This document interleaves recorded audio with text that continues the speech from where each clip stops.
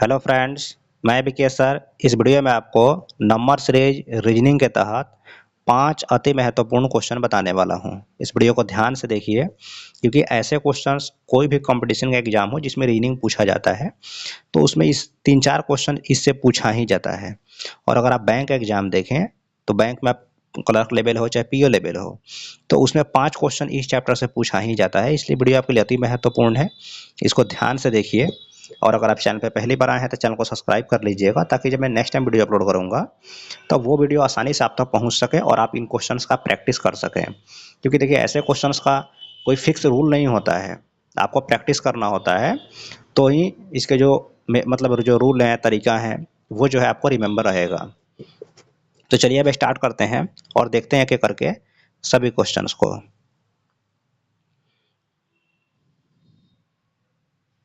तो देखिए, जो हमारा पहला क्वेश्चन है इसमें हमको इस वाट का मान निकालना है, ठीक है।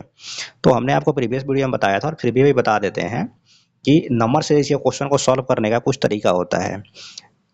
अगर आप इस तरीके को समझ जाते हैं और इस तरीके को अगर आप फॉलो करते हैं तो आप इस तरह के क्वेश्चंस को बहुत ही कम टाइम में, यानी कि लगभग 10 सेकंड में आराम से सॉल्व कर पाएंगे।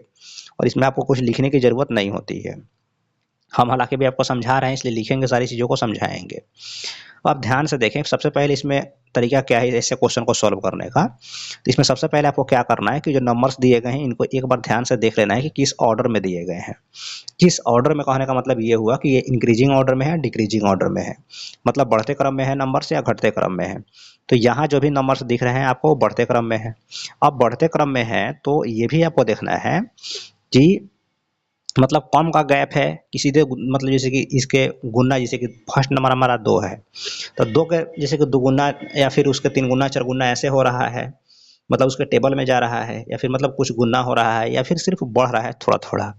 तो अगर थोड़ा थोड़ा बढ़ रहा होगा तो हम पहले उसको क्या करेंगे, लिख लेंगे।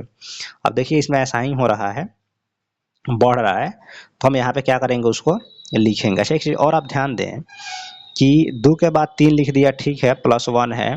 और यहाँ 5 के बाद 7 लिख दिया तो यहाँ +2 है। सॉरी, 3 के बाद 5 लिखा था +2 है, 5 के बाद 7 लिखा तो भी +2 है, और 7 के बाद 11 लिखा था +4 हो गया। तो देखिए, ये पहले +1 हुआ, उसके बाद में 2 हो गया, उसके बाद 2 हो गया, 4 हो गया। तो ये कोई कंडीशन नहीं बना, ये रॉन्ग है। तो ऐसे सिचुएशन में आप क्या करें कि थोड़ा सा आप अलग अलग सोचें। अब देखिए, ये तो बढ़ने वाला पे बनने वाला है नहीं, गुना वाला पे बनेगा नहीं। तो अगर आप ध्यान से देखें तो ये जितने भी आपको नंबर्स दिख रहे हैं इस सीरीज में, ये सारे के सारे क्या हैं, प्राइम नंबर हैं। ये सारे के सारे क्या हैं, प्राइम नंबर हैं। और वो भी एक सीक्वेंस में है, इंक्रीजिंग ऑर्डर में है। तो 2 से ही प्राइम नंबर स्टार्ट होता है, 2, 3, 5, 7, 11। और 11 के बाद कौन सा प्राइम नंबर आता है, 11 के बाद आता है 13। 11 के बाद क्या आता है, 13 आता है। तो 13 इस क्वेश्चन का सही आंसर हो जाएगा। रही बात प्राइम नंबर का मतलब क्या है, तो प्राइम नंबर को हिंदी में अभाज्य संख्या बोला जाता है।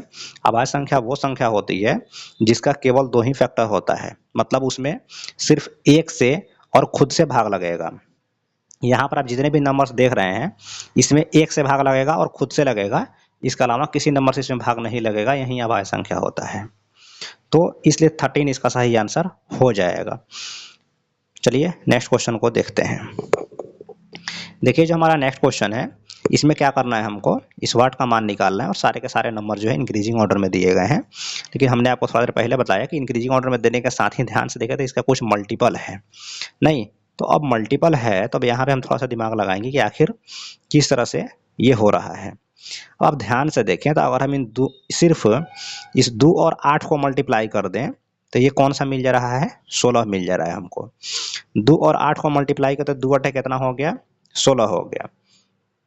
सेम प्रोसेस इन दोनों नंबर को कीजिए तो 8 में 16 से, तो 16 8 कितना होता है, 128 हो गया। तो अगला नंबर जो हमारा आएगा वो भी इन दोनों को मल्टीप्लाई करने से ही आएगा, है कि नहीं।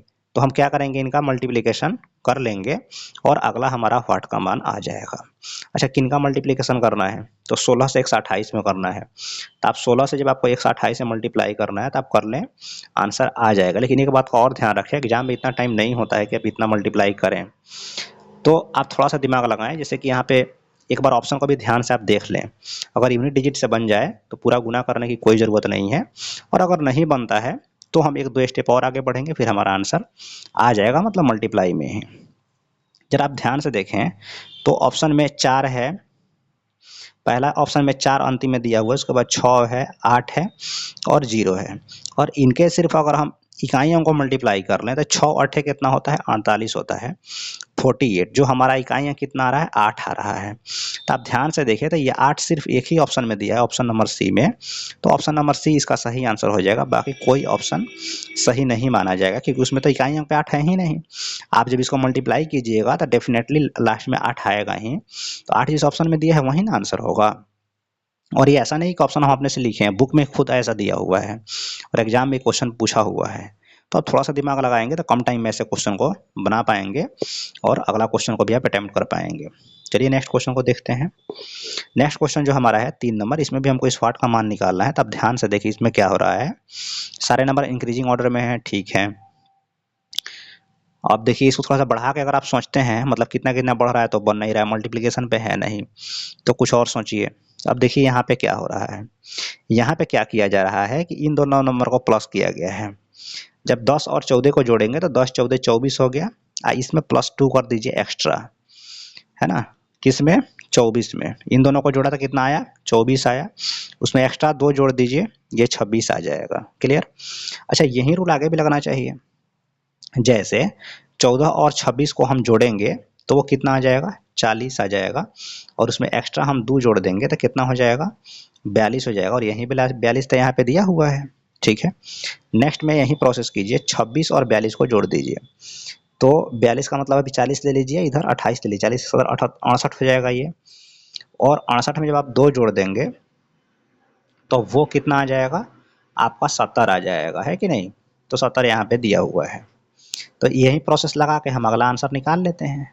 नहीं, अगला आंसर निकालेंगे तो 42 70 को जोड़िएगा तो 70 40 110 2 112 हो जाएगा। 112 में 2 जैसे ही जोड़िए, क्योंकि सब में एक्स्ट्रा 2 जोड़ा रहा है, तो 112 और 2 कितना होता है, 114। तो इस वाट का मान जो है क्या हो जाएगा, 114 हो जाएगा। तो 114 इस क्वेश्चन का सही आंसर हो जाएगा, जो ऑप्शन नंबर बी में दिया हुआ है। ठीक है, नेक्स्ट क्वेश्चन देखिए। नेक्स्ट क्वेश्चन में हमको इस वाट का मान निकालना है, लेकिन जो नंबर्स दिए गए हैं वो आप ध्यान से देखें तो इंक्रीजिंग ऑर्डर में तो हैं ही, लेकिन इस 3 का जो पहला नंबर है उसका कुछ पावर है। पावर क्या है, तो इसका स्क्वायर हो रहा है, स्क्वायर करने के बाद में +1 किया है। क्योंकि आप ध्यान से देखें तो 3 के बाद में 10 लिखा, इसका मतलब ये हुआ कि 3 का स्क्वायर कर दिया। अब 3 का स्क्वायर का मतलब क्या हुआ, 3 गुना 3, पावर 2 है, मतलब 3 को 2 बार गुना कर लीजिए, तो 3 3 9 ई हो गया, एक एक्स्ट्रा जोड़ दिया गया है, तो 9 आई कितना हो गया, 10 यहाँ पे दिया है। सेम प्रोसेस आगे भी लगा सकते हैं। 10 का जब आप स्क्वायर करेंगे तो 10 गुना 10, ये तो 100 आइए जाएगा, है ना। 100 में क्या करेंगे आप, +1 कर देंगे तो 101 आ गया, जो यहाँ पे दिया है। तो आगे भी हम यही प्रोसेस कर लेते हैं, इसको मिटा देते हैं, थोड़ा जगह कम है इसलिए।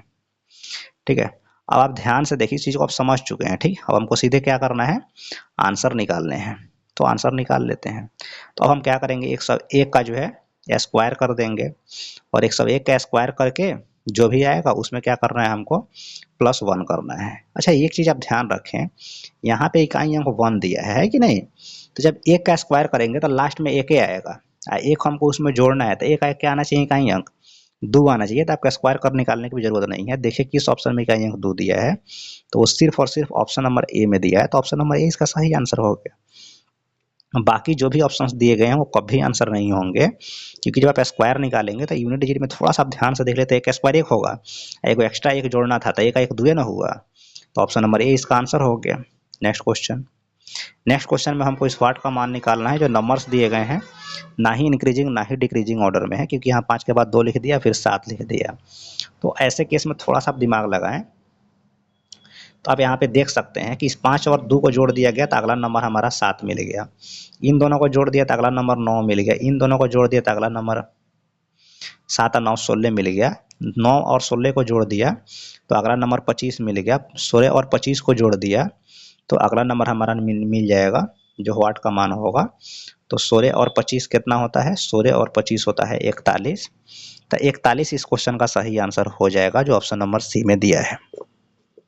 ठीक है फ्रेंड्स, इस वीडियो में इतना ही। वीडियो अच्छा लगा चैनल को सब्सक्राइब कर लीजिएगा, इस वीडियो को लाइक और एक बार मैक्सिमम शेयर आप जिस भी सोशल मीडिया प्लेटफॉर्म पे हैं, फेसबुक, व्हाट्सअप, इंस्टाग्राम जहाँ भी हैं, वहाँ पे इसको एक बार शेयर जरूर कर दीजिएगा।